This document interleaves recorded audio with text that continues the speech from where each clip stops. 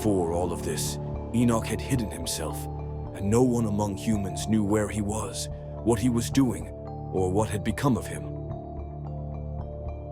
All his work was related to the Watchers, and he spent his days among the holy ones. I, Enoch, give thanks to the Supreme Lord and the King of the world. Strangely enough, the Watchers referred to me as Enoch the scribe. The Almighty also spoke to me, saying, Enoch, scribe of righteousness, go to the Watchers, those who have abandoned the high heaven and the holy eternal dwelling, defiling themselves with women, taking them as wives as men do, and corrupting the earth. Tell them this: you will find no peace on earth, nor will your sins be forgiven. You will not delight in your offspring. You will witness the slaughter of your loved ones, and you will mourn the destruction of your children forever. You will beg endlessly, but you will find no mercy or peace.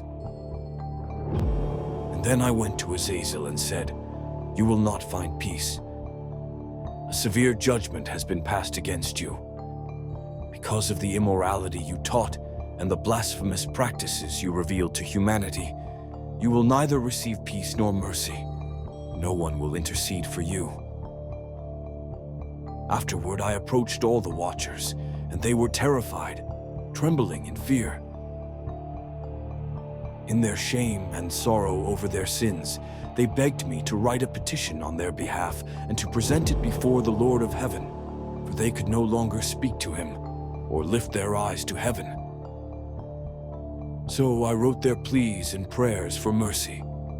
I traveled to the southern slopes of Mount Hermon by the Dan region and sat by the river Dan. There I read their petition until I fell asleep. In my sleep, I saw a dream, a vision filled with suffering and judgment. A voice told me to recount this vision to the children of heaven and warn them. When I awoke, I went to them. They had gathered between Lebanon and Senir, near Azazel, weeping in despair. I shared all the visions from my dream with them, speaking words of righteousness and judgment about the Watchers and rebuking them. These writings contain the words of justice, as commanded by the Holy and Almighty One, serving as a warning to the Watchers.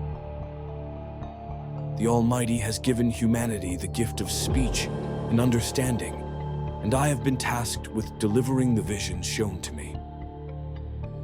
The Supreme One has empowered me to warn and rebuke the sons of heaven.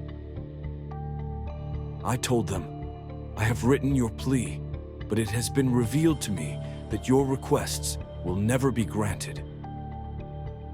Judgment has been passed upon you. Nothing will be given to you, and from this moment on, you will never ascend to heaven. For as long as the earth endures, you are sentenced to remain in chains. But before this, you will witness the destruction of your children. They will fall by the sword before you, and you will not be able to save them. Even if you weep and pray, pleading for their lives or your own, your pleas will not be heard.